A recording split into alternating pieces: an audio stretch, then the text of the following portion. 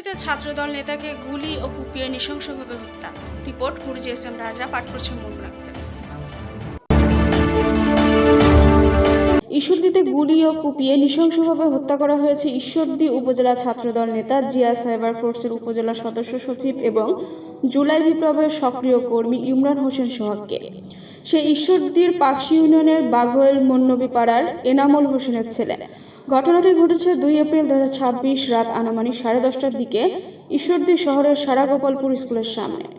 জানা গেছে, উল্লেখিত সময়ে সোহাগ সহকর্মীদের নিয়ে সারাগোপালপুর স্কুলের সামনে রেল লাইনের ওপর বসে গল্প করার এক পর্যায়ে পাশের দোকান ঘরের পেছনে প্রসাব করতে যায়।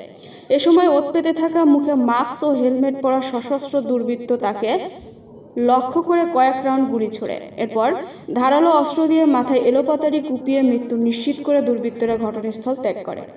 ঘটনার সময় সোহাগের সহকর্মী অন্য একজনকে বেদম মারধর করলে সে সেখান থেকে পালিয়ে যায়, তবে তার কোনো পরিচয় এখনো পর্যন্ত পাওয়া যায়নি।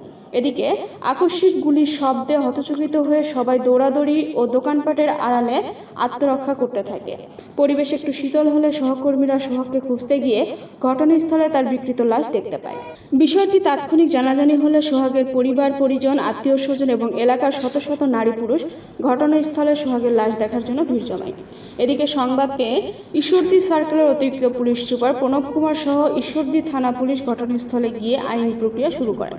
তারা সংবাদ দিলে সিআইডি ও ডিবির স্পেশাল টিম এসে হত্যাকাণ্ডের মোটিভ এবং ঘটনাস্থলের সামগ্রিক চিত্রপট সহ হত্যার ধরন সম্পর্কে তদন্ত শুরু করেন।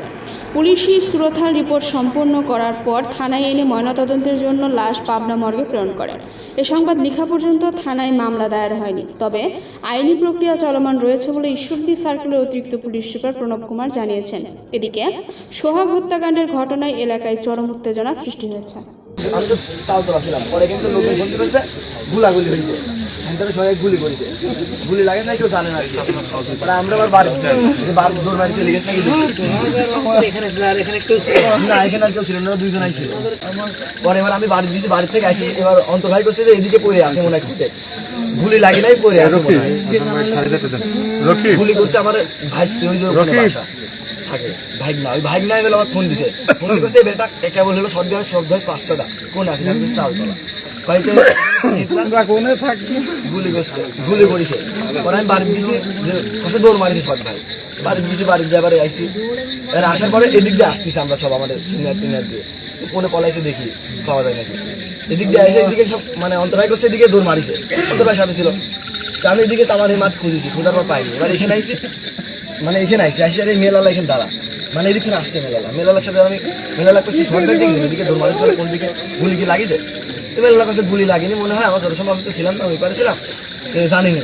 এর আমি আবার এদিকে খুঁজতে এদিকে ঢুকেছি, মানে এদিক দিয়ে খুঁজে সব আইছে আমরা সবাই মিলে। এর এখানে ঢুকেছে, ঢুকে আমি একাই ঢুকেছি।